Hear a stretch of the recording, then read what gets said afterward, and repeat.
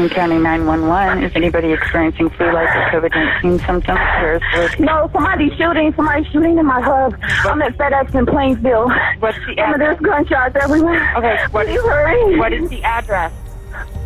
The address is 8951 Mirabelle Road. How many shots did you hear? I don't know if anybody got shot. Can we go out down here? Can we run on the way to the end and go out? Don't go outside. Stay where you're safe. 8951 Mirabelle Road. I want you to stay with me, okay? Don't hang up, okay? Shut that door! When a young boy's mother notices his odd behaviors, intensifying year by year, she begins to worry about him. It began as a child when young Brandon Hull insisted on wearing 3 pairs of shorts at a time. That seemed innocuous enough until years later, when he developed an unusual obsession. That soon went off the rails. This was the bedroom of that same boy. Only now he was well into his teenage years, and his true love is depicted on the colorful posters hanging on these walls. The cartoon ponies you see are the central characters on a children's animated television series, My Little Pony. Most people would do anything for the love of their life, but few knew just how far Brandon was willing to go for his. And the ones that did know would soon wonder how they didn't see the horrific outcome, staring them right in the face.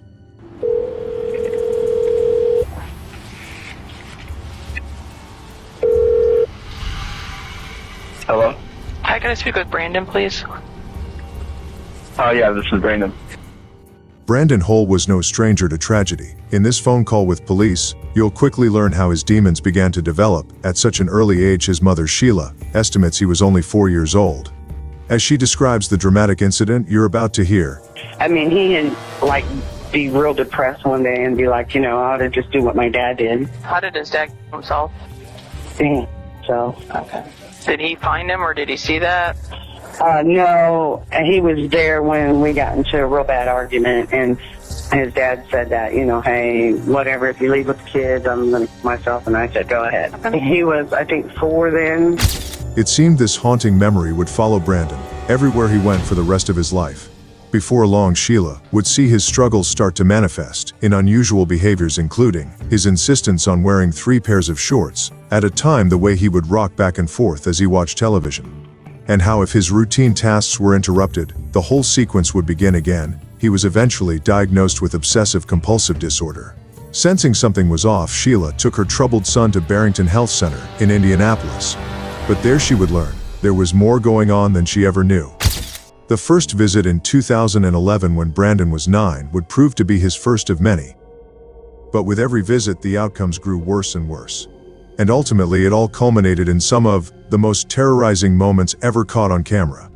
Less than a year after being diagnosed with a bevy of disorders, including disruptive behavior disorder, anxiety, obsessive-compulsive disorder, and depression, Brandon's behaviors would soon become much more aggressive. Thanks to his ever-increasing temper, his mother took him back for another visit 1 year later. As it turned out, his mother's fears were no exaggeration, and the medical records are damning, evidence that prove it. From excessive lying to disrespectful behavior, Brandon's temper was now only part of a growing list of concerns. But for Brandon, it was just the beginning. It's May of 2013. Brandon is 11. A police officer was dispatched to the home Sheila and Brandon shared with Sheila's boyfriend, Keith Larson. According to Keith, he and Brandon were engaged in a water fight, and when Keith sprayed him with a garden hose, Brandon flew into an unexpected rage. He'd locked himself in the bathroom, where he proceeded to destroy items inside. Sheila alleged that she picked the lock, after which Brandon left the bathroom and Sheila became his target. That's when Brandon snapped. He punched and slapped Sheila in the face multiple times, kicked her in the legs and bit her on the forearm. She followed as he ran for the kitchen and grabbed 2 table knives out of a drawer.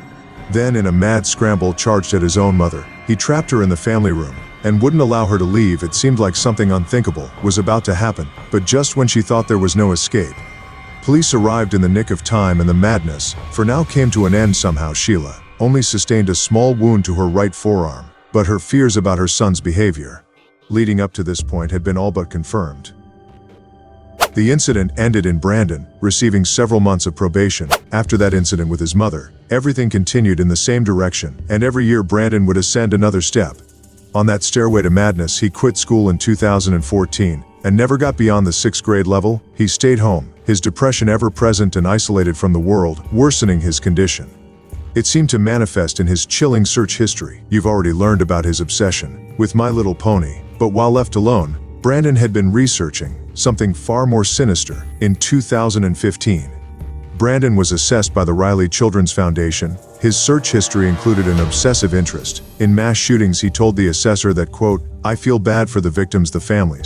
When asked if he could put himself in the shoes of the perpetrators, he denied it, saying, "I don't want to waste my time doing something like that. It's a hassle," and that he wouldn't want to cause families any trauma. Chilling Lady assessor concluded that Brandon seemed to empathize with the victims, despite the fact that he also admitted to sharing memes and jokes about them with his friends. Then the day came when 18-year-old Brandon made the decision to follow through with something he planned to do for quite some time. It was March 2nd, 2020. He was like, well, drive me to the gun store and I'll just look around.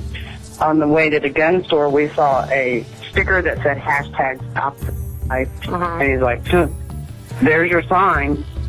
And I was like, okay, well, if you buy a gun, there's your sign. You know, I got to take that away from you. You know what I mean? Right.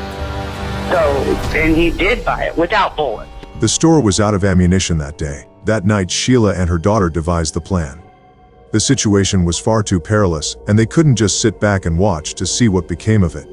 They had to act. If not, Sheila feared perhaps Brandon would follow through and take his own life, just as his father had done several years prior, or something much, much worse.